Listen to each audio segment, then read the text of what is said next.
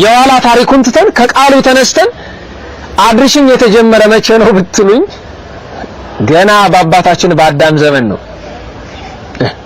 እንዴት አዳም አባታችን ማንን ነው አድርሽኝ ያለ ትሉኝ እንደሆነ መብርሃንን ወዴት አግኝቷት እንዴት እንዳገኛት እንዴ።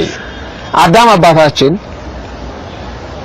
እግዚአብሔር ሲፈጥረው በሰባት ሀብታት አክብሮ ነብይ ካህን ንጉስ አድርጎ ከሰማይ በታች ከምድር በላይ ባለው ነገር ሁሉ ገዢ አድርጎ ብላ ጠጣ ግዛ ነዳ ብሎታል።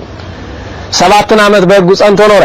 7 ዓመት ከ47 ቀናት ከቆየ በኋላ ግን ከባለቤቱ ካጋሩ ከሔዋን ጋር ስተው ከገነት ወጡ።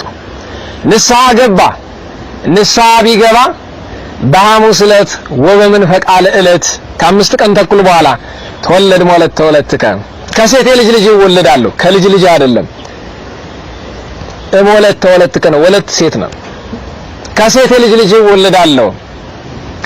ወዲህ ውስተ መርህብከ በመድረክህ እድሃለሁ እትቤዘከ በመስቀሌ ወበሞቴ በመስቀሌ በሞቴ ተሰቅዬ ሙቼ ቤዛ ሆኜ አድንሃለሁ አለው።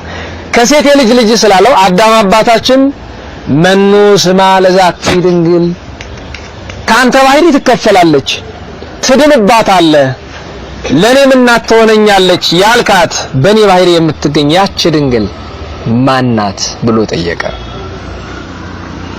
ማርያም ስማ ምልዕተ ሞገስ ወግርማ ይላሉ ሊቃውንት ደግሞ ይቀጥሉበታል። እግዚአብሔር ምን አለ? ማርያም ስማ በሉ እስቲ። ስማ ማን ነው? ሊቃውንት ደግሞ ምን ጨመሩበት? ምልዕተ ሞገስ ወግርማ ሞገስና ግርማ የተመላች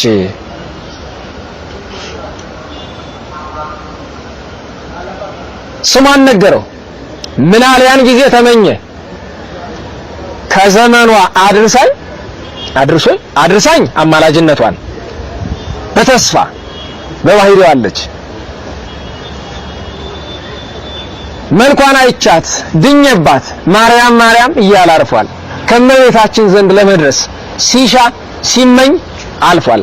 ልጆቹም ሲሹ ሲመኙ የምታውቁት እመቤታችን በብዙ ህብረ ትንቢት ሲናገሩላት በብዙ ህብረ ምሳሌ ሲመስሉላት ለመድረስ ሲመኙ ትመለከታላችሁ። ሲጓጉላት ኖህ በመርከብ ሲመስላት፣ በቀስተ ደመና ሲመስላት፣ አብርሃም በድንኳን ሲመስላት፣ በዕፀ ሳቤቅ ሲመስላት፣ ይስሐቅ ለመስዋዕትነት ሲቀርብላት፣ ያዕቆብ በወርቅ መሰላል ሲመስላት፣ ዮሴፍ ሲረጋጋባት፣ ከዚያም በኋላ የተነሱ አበው ነቢያት እነ ሊቀ ነቢያት ቅዱስ ሙሴ በጽላት፣ እነ አሮን በበትር፣ እነ ቅዱስ ዳዊት ክብሯን ገናንነቷን ሲናገሩላት፣ እነ ሶሎሞን ውበቷን ደምግባቷን ሲያደንቁላት ሲመኙ ኖረዋል። ተምኔታቸው ለመድረስ መሻታቸው አድርሽኝ ከማለት ተቆጥሮላቸዋል። አድርሽን ደርሰን አንቺን አይተን በልጅሽ ቤዛነት ድነን ብለው ተመኝተዋል። አንድም በሲኦል ሆነው እመቤታችን መቼ ተወልዳ የእመቤታችን ዘመን መቼ ደርሶ መቼ በአማላጅነቷ ሲባል ከሌለች እንዴት ታማልዳለች ትሉኝ እንደሆነ እሱ ረቂቅ አምላካዊ ጥበብ ነው። የእመቤታችን አማላጅነት የተጀመረ ከተወለደች በኋላ አይደለም የሚለው ተአምረ ማርያም ያለ ነገር አይደለም። እና ከእመቤታችን ዘመን ለመድረስ ከርሞ አባታችን አብርሃምን እኮ በኦሪት ዘፍጥረት ምዕራፍ 18 ላይ እግዚአብሔር ሥላሴ በቤቱ ከገባ በኋላ አመ ከመ ዮም ገባ ቤከ እንደ ዛሬ ሁሉ ከርሞ ወደ ቤትህ እገባለሁ እመጣለሁ ብሎታል። ስለዚህ አብርሃም አባታችን ለከርሞ አድርሰኝ ብሎ ይመኛል። ሁሉም ሰው አድርሽኝ ይላል። ከዚያ በኋላ መጥቶ አበው ነቢያት ካለፈው በኋላ ቅዱሳን ሐዋርያት ተተኩ። ቅዱሳን ሐዋርያት እመቤታችን ቅድስት ድንግል ማርያምን በሕይወተ ሥጋ እያለችም ይማጸኗት ነበር። ካረፈችም በኋላ በመጀመሪያ ደረጃ ጾመ ፍልሰታን የጾሙ ንጹሃን ቅዱሳን ሐዋርያት ናቸው። ከርሞ መድረስን ሲሹ እመቤታችንን ይማጸኗት ነበር። ከርሞ እንድንደርስ አማልጂ። ቅዱስ ዳዊት በመዝሙሩ ምን አለ? ኢትሰደኒ በመንፈቅ ዓመቴ አቤቱ በዘመኔ እኩሌታ አትውሰደኝ። ታዲያ መልክአ ማርያም ደራሲ እመቤታችን ይላታል ኢትሰደኒ ለገብርኪ ለዓመቴ በንፍቃ ዝንቱ ውእቱ ለልብ የጻይቃ የልቡና የመሻት ፍላጎት ይችናትና በዘመኔ እኩሌታ አትውሰጂኝ ብሎ ከርሞ አድርሽኝ። ሁልጊዜ የማይታችሁ ከሆነ ታቦት ከገባ በኋላ ባለ ጥምቀት ሲጠናቀቅ ምንድነው የምንለው? የመጨረሻው መዝሙር ምንድነው? ያብጽሐነ አመከመዮም አይደለም ነው እንደ ዛሬ ሁሉ ለከርሞ ያድርሰን ብለን ነው እኮ እመቤታችንንም ልክ እንደዛ አብጽህነ አብጽህኒ አድርሽኝ ይሏታል ሲሏት ነበረ ንጹሃን ቅዱሳን ሐዋርያት። ኋላ እመቤታችን ካረፈች በኋላ የቅዱሳን ሐዋርያት ያድርሽኝ ልመና ለየት ያለ ነው። ማንን ለማየት? መልክሽን ለማየት። ምንድነው ያላውን የመልክአ ማርያም ደራሲ ሰላማዊ መልክኪ ዘተሰርገበ አሚረ ዘያበር ወትረ ብሎ ፍቅርቴ አንቲ እንተ ታበድሪ ፍቅረ ብሎ አርእኒ ገጽ ዚአኪ ማርያም ምዕረ ስንት ጊዜ? አንድ ጊዜ ያሳይኝ።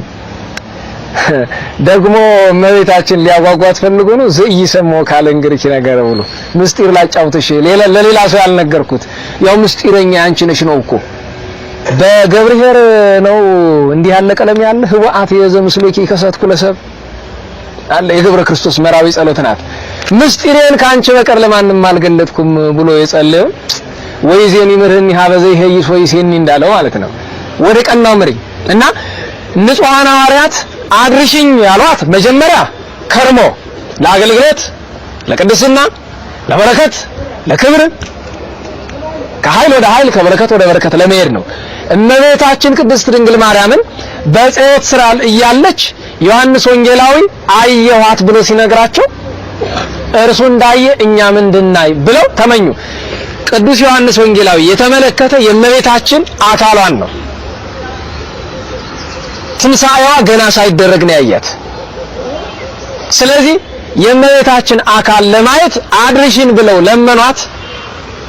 አዩ። ስጋዋን አምጥተው ሰጣቸው፣ ቀበሩ።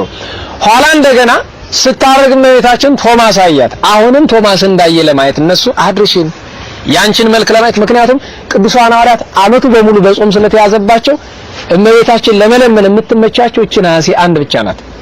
ወዲያውኑ ዜናው እንደሰሙ ድጋሚ መጾም አይችሉም። ምክንያቱም ዓመቱ በሙሉ በጾም ተይዞባቸዋል።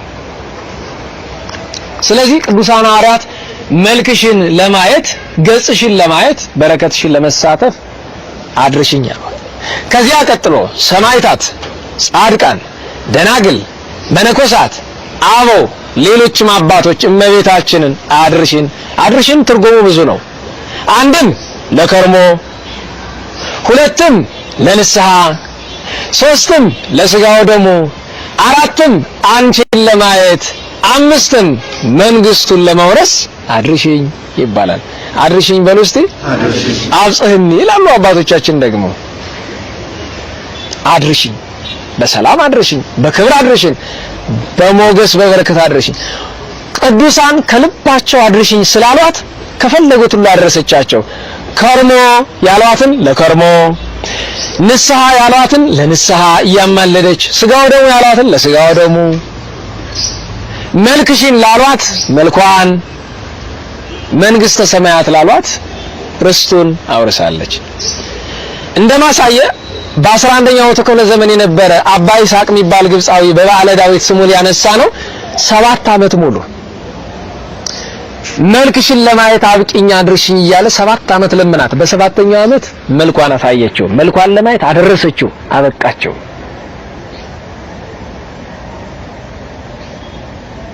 እርሷን ካየ በኋላ ሞትን ተመኘ። ውሰጂኝ አላት፣ ወሰደችው። እሷን ባያት በ3ኛው ቀን አረፈ። አንዱ ደግሞ እባክሽን ኢየሩሳሌም ሂጄ የልጅሽን ስጋና ደም እንድቀበል አብቂኝ ብሎ ለመናት። የሚገርማችሁ በረሃ ላይ ያለ ምሽት ሞት አንድ ላይ ተሰብስበው መጡበት። እመቤቴ አድርሽኝ እያልኩሽ ምነዋ አላት። እመቤታችን ሄዳ በልጇ ፊት በርከክ ብላ ልጄ ሆይ ማር እባክህ ልመናውን ስማ፣ እናቴ ሆይ የፈቀድሽውን አድርጊለት አላት። መላእክተ ብርሃንን ይዛ ወረደች። ቤተክርስቲያን ስሩ አለቻቸው። በረሃ ላይ በደቂቃ ቤተክርስቲያን ታነጸ፣ ቅዳሴ ተቀደሰ፣ አቆረቡት። ከዚያ ወስደው ኢየሩሳሌምን አስጎብኝተው ወደ ሰማያዊት ኢየሩሳሌም ወስደውታል። አድርሽኝ አላት፣ አደረሰችው። ልድረስ ያለ ደረሰ። እንግዲህ የተኛ ደግሞ ይበላል፣ ችግር ነው። አውጣኝ ያለ ወጣ፣ አብላኝ ያለ በላ ይባላል አይደል? ስለዚህ እኛ ምንድነው የምንለው? አድርሽኝ ነው፣ አድርሽኝ። ኋላ እንዲህ ያለ ሄደና 18ኛው ክፍለ ዘመን ላይ ሲደርስ ሌላ አዲስ ታሪክ መጣ። ኢትዮጵያ ውስጥ ከነገሱ ነገስታት መካከል አንዱ አጼ ዮስጦስ ይባላሉ። ከአጼ ዮስጦስ በኋላ ደግሞ አጼ ዳዊት ነግሰዋል። አጼ ዳዊት ማለት አሁን እኛ እዚህ ተሰብስበን የምንማማርበት ቦታ ላይ ቁጭ ብለው ሰንበት የጠጡ ንጉስ ናቸው። አጼ ዮስጦስ ማለት በኢትዮጵያውያን አቆጣጠር ከ1703 እስከ 1708 ለ5 ዓመታት የነገሱ ኢትዮጵያዊ ንጉሠ ነገሥት ናቸው። ዮስጦስ በታሪክ የምናውቃቸው ልደታ ለማርያም ቤተክርስቲያንን ያነጹ እሳቸው ናቸው። እኒህ ንጉስ እመቤታችን በጣም ይወዷት ነበር፣ በጣም። ታዲያ አንድ ወቅት ላይ በወራ ክረምት የእመቤታችን ጾም በሚጾምበት ወቅት እንግዲህ እዚህ ቤተ መንግስት ነው እንግዲህ አሁን የምንማማረው ከፋሲል ግንብ አጥር ግቢ ውስጥ ሆነን የምንማማረው፣ ምክንያቱም ደብራችን ደብረገነት የአጼ ፋሲል ግቢ አንድ አካል ስለሆነ እዚህ ግቢ ነው የሚኖሩት። ሱባኤ ሲመጣ ግን ይሄዳሉ። ልክ አዲያም ሰገድ ኢያሱ ፍልሰታን ከ1 እስከ 16 ቤተ መንግስት አይገኙም ብን ብሎ አንዱ ገዳም ከርሞ ነው የሚመጡት። እንግዲህ ንጉሱ ነው ሱባኤ የሚገባ 16 ቀን በጥሬ በውሃ በጥርኝ ውሃ። አጼ ዮስጦስ ለሱባኤ ባሰቡት ወቅት ላይ ጦርነት መጣባቸው። አይ እመቤቴ በረከትሽን ልሳተፍ ስሻ ምነዋ ጦርነት መጣብኝ በይ እኔም ሳልሞት ወገኖቼም ሳይሞቱ ሀገሬም ሳትደፈር ከርሞ ያንቺን ጾም ለመጾም አብቂኝ፣ ለከርሞ ብታደርሽኝ አድርሽኝ ያልኩሽን ብትሰሚ ጾምሽን ስጾም 16ቱን ቀን ከነቤተሰብ እዘክርሻለሁ ብለው ቃል ገቡ፣ ተሳሉ። ጦርነት ሄደው ድል አድርገው በሰላም በክብር በፍቅር ተመልሰው መጡ። በአመቱ ጾማ ስትጀመር በቤተ መንግስት ቤተሰባቸውና መኳንንቱን ሰብስበው አድርሽኝ ብለው ዘከሩ። ከርሞ እንድታደርሰን እመቤታችን አድርሽን እያለን እንዘክራት አሉ። የመጀመሪያውን እሳቸው ዘከሩ፣ ቀጥሎ የበታቻቸው፣ ቀጥሎ እያለ መኳንንቱ በሙሉ መዘከር ሲል ሲስፋፋ ወደ ህዝቡ ደረሰ። እንደ ቃል ኪዳን አድርጎት ግን ከጎንደር ውጪ አልሄዳለ። አሁንም ድረስ 304 ዓመት አልፎታል። አሁንም ድረስ ግን ከጎንደር አልወጣም። እኔ እንግዲህ ምናልባት በቅርብ እስከ አምና እስከ ታች አምና ድረስ መውጣቱን አላስታውስም። አድርሽኝ። ከዚያ በኋላ እንግዲህ የጎንደር ዘመን ነገስታት እስከነበሩበት ጊዜ ድረስ በቤተ መንግስቱ አድርሽኝ ይጠጣል።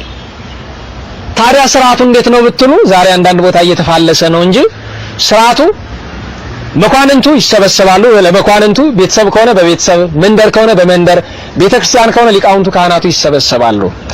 አብይ የሆኑ አባቶች ወይም ታላላቆቹ ለብቻቸው በዙፋናቸው ወይም በተቀመጠላቸው የክብር መቀመጫ ላይ ይቀመጣሉ። የመጀመሪያው ነገር ታላቅ ካህን ተመርጦ ወይም ደግሞ በሀገር ቤት ከሆነ ደግሞ በመካከላቸው ያለ ካህን ተመርጦ ጸሎት ያደርሳል። ጸሎት ሲደረግ ጸሎተ ማርያም ነው የሚደገመው። ጸሎተ ማርያም ከተደገመ በኋላ የሚቀጥለው ነገር ምግብ መጠጥ አይደለም። ምግብ መጠጥ መጨረሻ ነው የሚመጣው። ሰብሰብ ብለው ስለእመቤታችን ፍቅርና ክብር ይነጋገራሉ። አስተማሪ ካለ ስለእመቤታችን ያስተምራል። አስተማሪ ከሌለ አስተማሪ የለም ተብሎ ቁጭ አይባል። እስኪ አስቡት፣ በእያንዳንዳችን ህይወት የእመቤታችን ረድኤት አማላጅነት ያልተደረገለት አለ? የለም። እስኪ እንደው በቤታችን የሚያስተምር ቢጠፋ ለእያንዳንዳችን እመቤታችን በአማላጅነቷ ከልጇ ዘንድ ያስደረገችልንን እስቲ እንናገር። ልጀምረው ይሆን? እኔ ግን ይህንን ስናገር የኃጢአት ውጤት ያመጣው መሆኑን እንድታውቁ። በ1997 ዓመተ ምህረት ሐኪም የማያውቀው በሽታ አሞኝ ነበረ። ያ ማለት በሞትና በህይወት መካከል ደርስ ትንሽ ቀርቶኝ ነበረ። ህመሙ እንዲህ ነው ብዬ በዝርዝር ለመናገር እቸግራለሁ። የልብ ችግር ነው። ሐኪም ያው የመዳን እድሉ በጣም ጠባብ እንደሆነ አስቀድሞ ከ2 ዓመት በፊት ነግሮኝ ነበረ እና 97 ላይ አስታውሳለሁ ትምህርት ማቋረጥ ነበረብኝ። ግን አላቋረጥኩም። አንድ ቀን ነገሮች ሁሉ ከአቅሜ በላይ ሆነው እያለ ጭንቁን ልነግራችሁ አልችልምና ህመሙ ሲመጣ ያው ብዙ ችግር አለ፣ ብቻ ብዙ ነገር አልፏል። መድኃኔዓለም ቸር ነው። መብርሃን አማላጅነቷ ድንቅ ነው። በጀርባዬ ተንጋልዬ ካልሆነ አያልፍልኝም። በጣም ጭንቅ ነው የሚሆነው። መሬትም ይሁን ጭቃም ይሁን ምንም ያገኘሁበት ላይ መንጋለል አለብኝና ከስቃዩ የተነሳ ካቅም በላይ ሲሆን ዞር ስል በአጋጣሚ ለአገልግሎት የሄድኩበት ቦታ ላይ ነው። ቤተክርስቲያን ጀርባ ቤተ እግዚአብሔር አካባቢ ነውና ጸበል አየሁ። ለእመቤታችን አገልግሎት ብለን ይዘነው የሄድነው ጸበል ነውና በጣም ካቅም በላይ ሆኖ ቀና ብዬ እመቤታችን እንደዚህ ከምታሰቃይኝ ብትገይኝ ይሻለኛል፣ ወይ ግደኝ ወይ አሁኑኑ አድኝኝ፣ አልፈልግም እየተናገርኩ ጸበሉን ግንባሬ ላይ ያፈሰስኩትና እንቅልፍ ወሰደኝ። ነቃሁ። ከዛ በኋላ 13 ዓመት አለፈው። እንደዛ አይነት በሽታ ይቻላልም። እያንዳንዳችን ይሄ በእኔ ህይወት ላይ ከተደረጉ በጣም ብዙ በመቶ ከሚቆጠሩ ነገሮች አንዱ ብቻ ነው። እያንዳንዳችን ህይወት ላይ እንዲህ ስላችሁ አሁን እኔ ያ በሽታ የመጣ ምን በደል ሰርቼ እንደሆነ አውቀዋለሁ። ስንት ኃጢአት፣ ስንት ነውር ውስጥ ገብቼ ያ በሽታ እንደመጣብኝ አውቃለሁ። እና ይሄንን ያልኩት አንድ የተደረገልኝን ነገር መመስከር መናገሬ ነው። ሁለተኛ ነገር ግን የሚያስተምረው ይጣፋ እኮ በእኛ ህይወት ላይ የተደረገውን ነገር መንገር ነው። ያ ቢቀር መጽሐፍ ገልጦ የእመቤታችን ክብር የሚናገረውን አንቀጽ መናገር ነው። ይሄ ከተደረገ ይሄ ሁሉ ጨዋታ ከተጫወቱ በኋላ የመጨረሻው የሚሆነው እንዳልኳችሁ ዝክር ይዘከራል፣ ይበላል፣ ይቀመሳል። ከዛ ስብሐት ተብሎ ይመሰግናል፣ ይመረቃል። የነገው ተረኛ ይታወቃል። ዛሬ ግን አድርሽኝ ሲባል የእመቤታችን ፍቅር እያሰብን ለከርሞ አድርሽኝ፣ ለንስሐ አድርሽኝ፣ ለስጋው ደግሞ አድርሽኝ፣ ለፍቅርሽ አድርሽኝ የሚባልበት ነው እንጂ ቢራ የሚጠጣበት ማህበር ሆኗል። የሚዘፈንበት አድርሽኝ ተብሎ ቴፕ ተከፍቶ ሙዚቃ፣ ዘፈን፣ አሸሸ ገዳሜ። ህዳር ሚካኤል ላይ ብዙ ሰው ቀይ ጥለት ያለው ልብስ ለብሶ ቅዱስ ሚካኤልን ነው አጋንንትን ነው የሚያከብር? ንገሩኝ እንጂ በጣም ነው የምናዝነው እኮ። በቅዱስ ሚካኤል ስም አጋንንት ይከበራል። ቀይ ዶሮ ይታረድለታል፣ ይጎራል። ምን ይላል? ለቅዱስ ሚካኤል ነው የሚጎራው። በቅዱስ ሚካኤል ስም እንዴት ሰይጣን ይነግሳል? በእመቤታችን ስም እንዴት ለአጋንንት መስዋዕት የሚሆን ዘፈን ይዘፈናል? ነው እኮ ይዘመራል እንጂ እንዴት ይዘፈናል? እና ይሄ አድርሽኝ አፄ ዮስጦስ እንደዛ አድርገው ጀመሩት። አፄ ዮስጦስ በዚህ አላበቁም። በአመቱ እመቤታችንን ዘክረው የጥምቀት ቀን ታቦቷን ይዘው ሲወጡ ታቦቱ ላይ አንዲት ንግስት ቁጭ ብላ በጣም ደነገጡ። ወታደር ጠሩና አንተ በምን ወጣች እቺ ሴት ደግሞ ታቦቱ ላይ? እራሱ ወርድልኝ እባክህ በግ አምላክ በላት። የትኛዋን? ታቦቱ ላይ ተቀመጠችውና አረጃኑ ሆይ እኔ ምንም አይታየኝም። ሌላ ጠራ ተባለ። ተጠርቶ መጣ። ምንም የለም። ያንንም ሲጠሩ አሉ። ኋላ ሄደው ከአበው ጋር ሲነጋገሩ አይ ጃኑ ሆይ ይሄ ነገር ምስጢር ሳይኖሩ አይቀርም፣ ሱባኤ ይግቡ አሏቸው። ሱባኤ ገቡ። እመቤታችን ተገለጸች። አንተ እኔ ነው ልታስወርድ ያን ያክል ስትጥር የነበረ? ኧረ እመቤቴ መቼ አወኩኝ። ይኸውልህ በል አንድ ምስጢር ልንገርህ። በአመት የህዳር ጽዮን አክሱም፣ የጥምቀት ጎንደር፣ የአስተርዮ ተድባበ ማርያም ወሎ አልቀርም፣ በአካል እመጣለሁ። ስመጣም እገሌ የሚባሉ ስውራንን ይዤ እመጣለሁ ብላቸው ተሰወረች ይባላል። አፄ ዮስጦስ ይሄ ስርዓት እንግዲህ ጎንደር ላይ አድርሽኛለሁ ያለ ነገር አይደለም። ጎንደር ላይ ጥምቀት ይደምቃል ምናምን ስትል አንተ ስለምትጨፍር አይደለም። ጨፋሪ ሞልቶልሃል ገጠር ብትሄድ። እመቤታችን ቸር ልጇ ስውራን ስለሚመጡ ነው ብለን እኛ እናምናለን።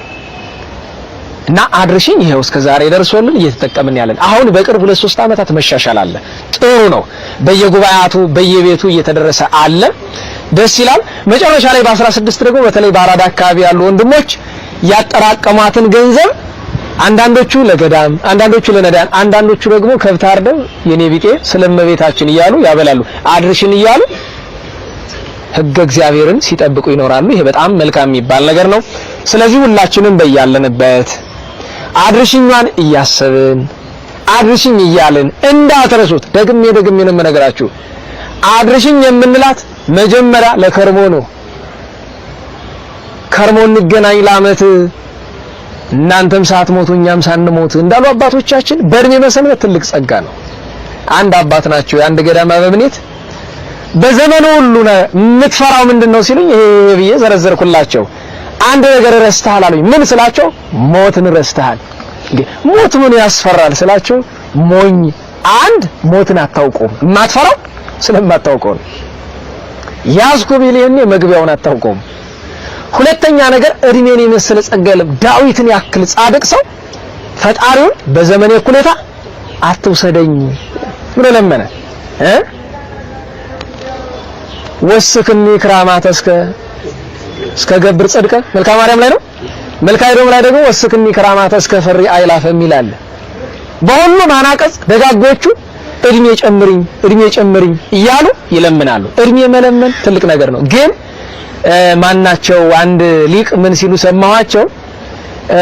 እድሜ ጨምረኝ እያላችሁ ፈጣሪን እመቤታችንን እየለመናችሁ ያን እድሜ የኃጢአት ስራ ከሰራችሁበት እግዚአብሔር ሆይ የኃጢአት እድሜ ጨምርልኝ ከማለት ይቆጠራል። ስለዚህ እድሜ ለንስሐ ዘመን ለፍስሐ ስጠኝ ከማለት የሰጠኝን እድሜ የንስሐ ዘመኑንም የፍስሐ አድርግልኝ ማለቱ ይቀላል ይላሉ። ስለዚህ አድርሽኝ ከርሞ፣ ሁለተኛ አድርሽኝ ለንስሐ፣ ሶስተኛ አድርሽኝ ለስጋው ደሙ፣ አራተኛ አድርሽኝ አንቺን ለመውደድ፣ አምስተኛ አድርሽኝ ቢሳካ መልክሽን ለማየት፣ የመጨረሻው አድርሽኝ ከርስቱ ከመንግስተ ሰማያት ነው። እግዚአብሔር አምላካችን ከርሞ እንድንገናኝ እኛ ብቻ አይደለም ወገኖቻችንም ሁሉ በእድሜ በጤና በልቡና እንድታገናኘን ለንስሐ ለስጋው ደሙ ለፍቅሯ ለክብሯ እርሷን ለማየት ለርስቱ ለመንግስተ ሰማያት እንድታበቃን የአምላካችን የእግዚአብሔር ቅዱስ ፈቃድ ይሆንልን። አሜን። ለዚህ ሁሉም ያበቃ ፍቅሯ ነውና ጣይሟ ፍቅሯ ጸጋዋ በረከቷ በሁላችን ላይ ይደርብን። በሚቀጥሉት የጉባኤያት ቀናት ስንገናኝ ደግሞ ሌሎች ነገሮችን እናነሳለን። ዛሬ አድርሽኝ ሆኗል ጉዳያችን። ካለን ሰዓት አንፃር ወደ ኋላ እንመለስና የነገረ ቅዱሳን ትምህርታችንን እናዘክር። ዛሬ 29 ላይ ነው የምንገኘው። በ15 ነው የተለያየ ነው በቅዱስ ኤፍሬም ሶርያዊ በዓል። በ16 ቅዱስ ዮሐንስ ወንጌሉ ዘወርቅ አባቶቻችን በገብረ ክርስቶስ መራዊና በሙሴ ብእስ የእግዚአብሔር ሮማዊ ታሪክ አስገብተው የሚተርኩት ሶስቱ ተመሳሳይ ሕይወት ያላቸው አባቶች ናቸው። እግዚአብሔርን የወደዱ እመቤታችንን የወደዱ ጸጋ ክብር የተደረገላቸው ደጎች ናቸው። በ17 ነብዩ ቅዱስ ዮናስ ከአሳንበሪ ሆድ የወጣበት ነውና ዮናስን ከአሳንበሪ ሆድ ያስወጣ አምላክ እኛንም ከኃጢአት ሆድ ከዚህ ዓለም ሆድ አውጣን። በነገራችሁ ላይ ብዙዎቻችን ዓለም በልቶናል።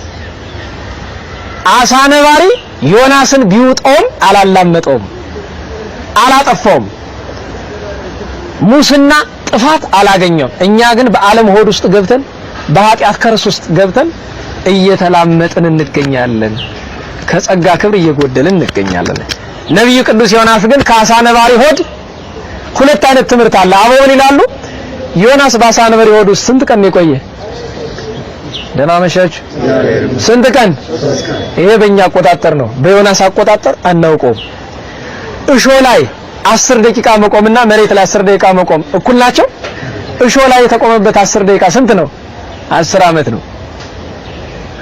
ዮናስ አሳንባሪ ሆድ ውስጥ እንዴት መዓልቱን ሌሊቱን እንዳሳለፈው እግዚአብሔር ነው የሚያውቀው።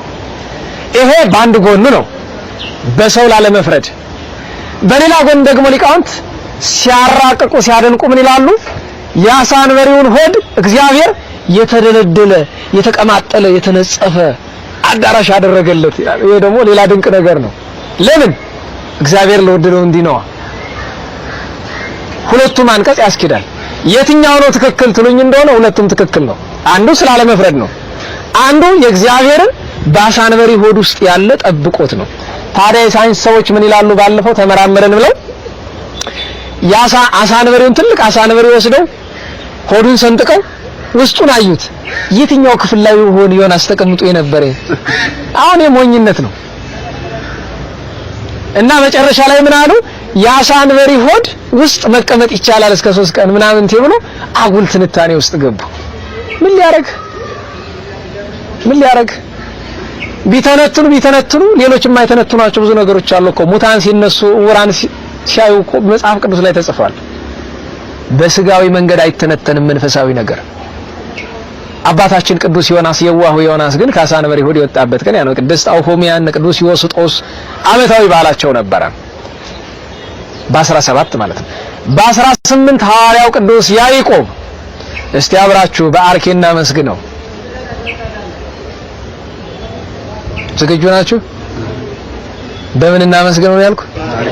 አርኬ ምንድነው ብያለሁ ከዚህ በፊት? አርኬ የተባለ በማን ምክንያት ነው አልን?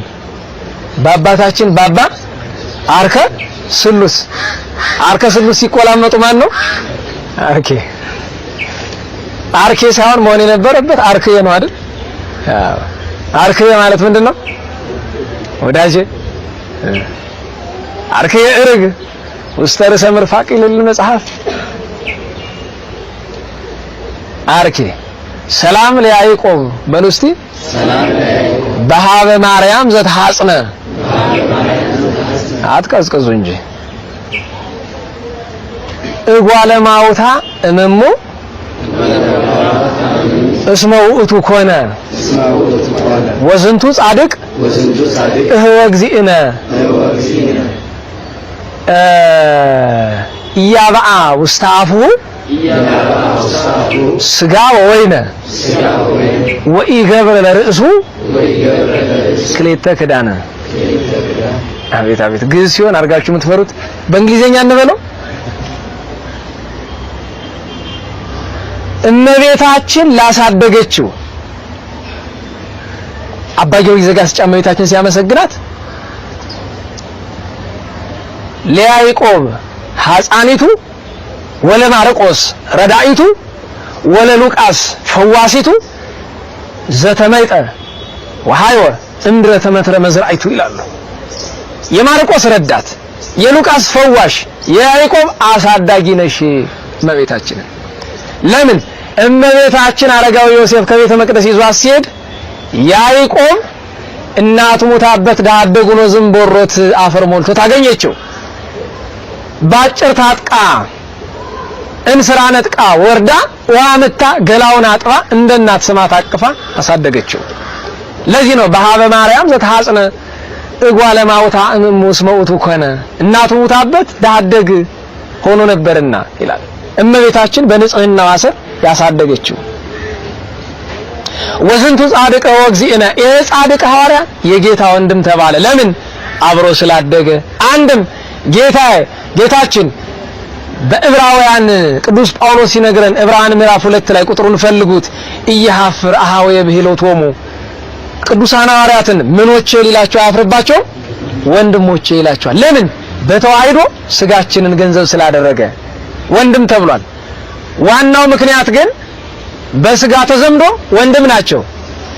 የያዕቆብ አባት ዮሴፍ አረጋዊ ነው። የዮሴፍ አባት ያዕቆብ ነው። የያዕቆብ አባት ማትያን ነው።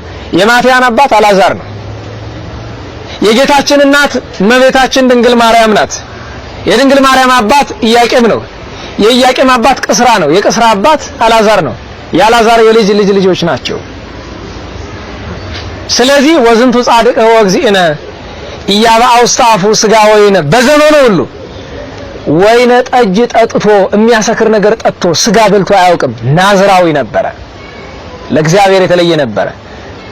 ለራሱ 2 ልብስ ለብሶ አያውቅም። በዘመኑ ሁሉ ወይነ ጠጅ ሳይጠጣ ስጋ ሳይበላ የሚያሰክር ነገር ካፉ ሳይገባ ጥሬ እንደቆረጠመ ቂጣ እንደተመገበ ቆሞ እንደጸለየ እንደተጋደለ ልብሱን ሳይቀይር ገላውን ሳይታጠብ በተጋድሎ ኖሯል። ጌታችንን መስሎታል። መድኃኒታችን 33 ዓመት ከ3 ወር ሙሉ ሲኖር ከመጠመቁ በቀር ገላውን ሲታጠብ አየሁት የሚል ታሪክ የለም። ልብስ ቀየረ ሲል የመድኃኒታችን ልብስ አብራ ታድግ ነበረ። ስርዓተ ብሕትውና ስርዓተ ናዝራዊ ነው ይሄ። ቅዱስ ያዕቆብ እንደዛ ነበረ። በተጋድሎ ከኖረ በኋላ መጨረሻ ላይ በኢየሩሳሌም ኤጲስቆጶስ ሆኖ የመጀመሪያውን ታላቅ ሲኖዶስ ከመራ በኋላ በሐዋርያት ሥራ ምዕራፍ 15 ላይ ያለውን ሲኖዶስ ከመራ በኋላ ከቅዱስ ጴጥሮስ ጋር ሆኖ አይሁድ ኢየሱስ ክርስቶስን ማን ነው ብለህ ትላለህ ብለው ጠየቁት። ፍጡር ነው እንዲላቸው ፈልገዋል እነሱ ለወጡ ስብሐት። ከተስላ እስከ ደብር ላይ ወጥቶ እርሱስ አምላክ ወልደ አምላክ ወልደ አብ ወልደ ማርያም ስግው ቃል ፈጣሪ ፍጡራን ገባሬ ግቡራን እግዚአ አጋይስት ንጉሠ ነገሥት ነው አላቸው። የነገስታት ንጉሥ የፍጥረታት ሁሉ ፈጣሪ የአብ አንድያ የባህሪ ልጁ ነው ብሎ ሲላቸው ጭንቅላቱን በገንዳ መትተው ብዙ አሰቃይተው ገድለውታል። ለሰማዕትነት በቅቷል። በረከቱ ይደረግልን። የቅዱስ አትናቴዎስ ዘብሔረ ዝም ዓመታዊ መታሰቢያ ነበረ የዚያን ቀን። በ19 ቂርቆስ ወየሉጣ ሰማዕታተ ቤጣ ወየውጣ ይላሉ አባቶቻችን። ዓመታዊ የታምራት የሰማዕትነት በዓላቸው ከቅዱስ ገብርኤል ጋር ሊቀ መላእክት ቅዱስ ገብርኤል ጋር ከሚነድ እሳት እግዚአብሔር አድኗቸዋል። በነገራችሁ ላይ ጎንደር ቅዱስ ቂርቆስ ቤተክርስቲያን ደብረ መንክራት ድንቅ አድራጊው ቤተክርስቲያን ይባላል። ቤተክርስቲያኑን ያነጹት መናኔ መንግስት ተክለ ሃይማኖት ታቦቱን ሲያስገቡ ደብሩን ሲያነጹ ጎንደር ላይ የተከሰተ ችግር ነበረ። ቃል ኪዳን አለው ምን የሚል ሰላም ለቂርቆስ እንተ ኢፈርሆ ለነድ ዘይደምጽ ከመነጎድጓድ ይላል። ቅዱስ ቂርቆስና ኢየሉጣ እንዲገቡበት የቀረበላቸው የፈላ ውሃ ብቻ አልነበረም፣ ባሩድ አደሮ ማር ነበረው። ባሩድ የፈላ ውሃ ውስጥ ሲገባ እንዴት እንደሚፈነዳ ሰውት። ለዚያ ነው የ6 ሰዓት የእግር መንገድ ሄዶ ተሰማ የሚለው። እንደዛ የጮህ ዘይደምጽ ከመነጎድጓድ ይላል። እንደ ክረምት መብረቅ ይጮህ ነበር። እንበይና አድና አሎቱ ኪዳነ ምህረት ሞልድ ይምጻ ሞተ ላይም ወላኢለ ሰብ ብድብድ ሀበት ሃንጸ በስሙ ማይፈድ ይለዋል። ቤተክርስቲያን በታነጸበት ቸነፈር አባር በሰው ላይ ሞት በእንስሳት ላይ መጣም ተብሏል። ለዛ ነው ጎንደር ያ መከራ ራቀላት ቅዱስ ቂርቆስ ቤተክርስቲያን ሲታነጽ ነው። የህፃናት ሞት የቆመ መርቆሪዎስ ይገባል። እና ቂርቆስ ወየሉጣ ወደ ሰማዕትነት ሲሄዱ እግዚአብሔር የሕፃኑን ክብር ሊገልጥ እናታችን ቅድስት ኢየሉጣ ደነገጸች። ጸለየ። እግዚአብሔር ልመናውን ሰማ። ታዲያ ሊቁ ምን አሉ? ሰላም ለኢየሉጣ እንተ ደለዋ ተነዶ ለቂርቆስ ባህሪ ዘብርሃን አምላክ ያውዶ ይላል።